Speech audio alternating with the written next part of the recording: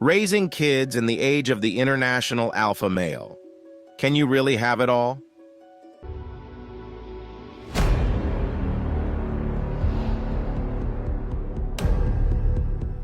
As the West teeters on the edge of chaos, more of you Alpha Male 2.0s are embracing the freedom of a mobile international lifestyle.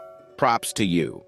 But as you rack up air miles and countries on your Five Flags journey, there's one burning question that keeps cropping up in my conversations with the globe-trotting male elite. How do you raise kids when you're hopping continents and avoiding the pitfalls of monogamy? Is it possible to be a good dad when you're not even in the same country as your children for most of the year? Do you even care? Should you care? And if you do, what does caring even look like when you're only around for a few months out of the year? I've been mulling this over, and while I don't have all the answers yet, I've got some thoughts that align with the cold, hard facts of reality. Facts that don't give a damn about your feelings, politics, or religious beliefs. The reality check first, let's get my personal opinion out of the way. This isn't a set-in-stone Alpha Male 2.0 doctrine. Just my take on the matter after 17 years of living the Alpha Male 2.0 lifestyle, 26 years as a father, and about 8 years as an international man of mystery. Here it is. If you're jet-setting around the world, knocking up women without any intention of being a real dad to those kids, you're being an absolute jerk, not just to your kids, but to those women in society at large. I know some of you out there are doing this, or worse, are considering it. And let me tell you, it doesn't matter if you're avoiding child support by planting seeds in countries where the legal system is more of a suggestion than a rule. It doesn't matter if you think it's your biological destiny to spread your seed like some kind of primal Johnny Appleseed. It doesn't matter if you're citing ancient history, religious texts, or pop science books like *Sperm Wars* to justify your actions. What matters, you horned-up buffoon, is that kids need dads. Full stop. By leaving a trail of fatherless children around the globe, you're not just creating broken homes, you're creating broken people. And let's not even get started on the chaos you're causing these women, who now have to navigate single motherhood in countries where the concept of social safety nets is as foreign as a vegan steakhouse. The 4 scenarios. So what's a jet-setting, non-monogamous alpha male to do? Obviously, the ideal situation where your OLTR, one long-term relationship wife, and your 2 or 3 kids travel with you 12 months a year is a dream for most. The harsh truth is, most women, even those who are otherwise amazing and would make stellar moms, aren't down with this lifestyle. They want roots, they want stability, and frankly, they've got a point. Kids need consistency. Uprooting them every few months, even if it's just a rotation between the same 2 or 3 countries, isn't going to provide the optimal environment for their growth, at least not until they hit their rebellious teen years and start ignoring you anyway.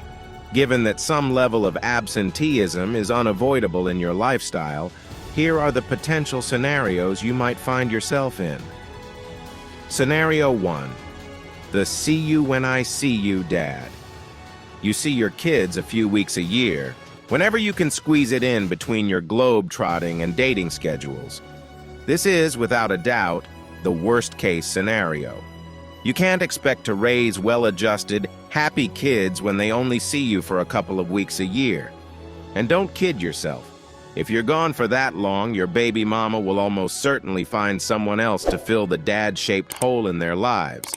Then you show up out of nowhere, and everything gets awkward, confusing, and ripe for drama. So yeah, this scenario is a non-starter. Scenario 2, the part-time dad approach. You make a point of seeing your kids for 2-3 months a year, ideally on a set schedule. This is less terrible than scenario 1, but it's still not great. Sure, those few months you spend with your kids will be golden.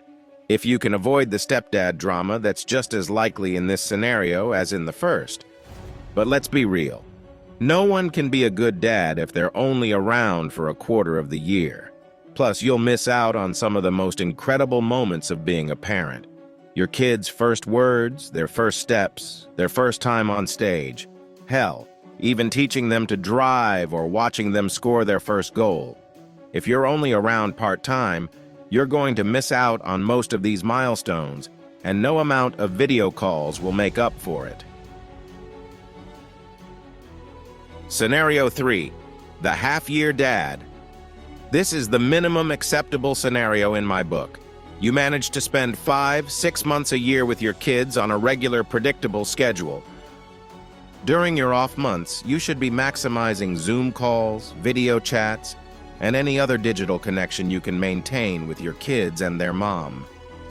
And as soon as the kids are old enough to travel solo, you should be flying them out to wherever you are for some quality dad time. One potential landmine here is the ever-present threat of the stepdad. If you're gone for half the year, you can't expect baby mama to stay single forever. You might be able to negotiate some boundaries, but let's be real. If she finds someone reliable and stable who's actually there, things might not go your way. Scenario 4. The short absences dad. Now, this is where things start to look up.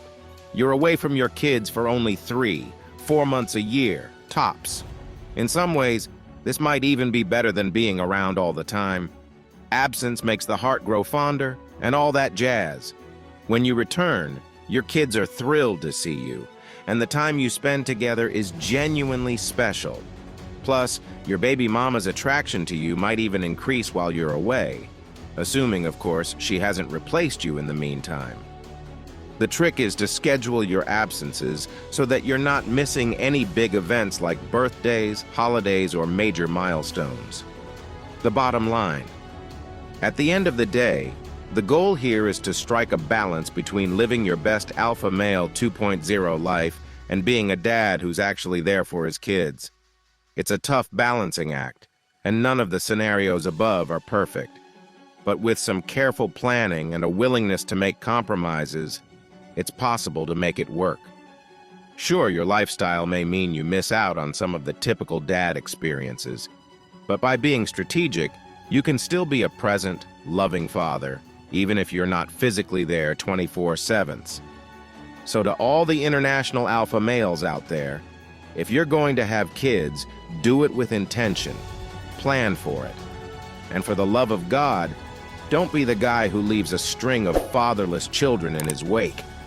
The world has enough problems without adding more broken people to the mix.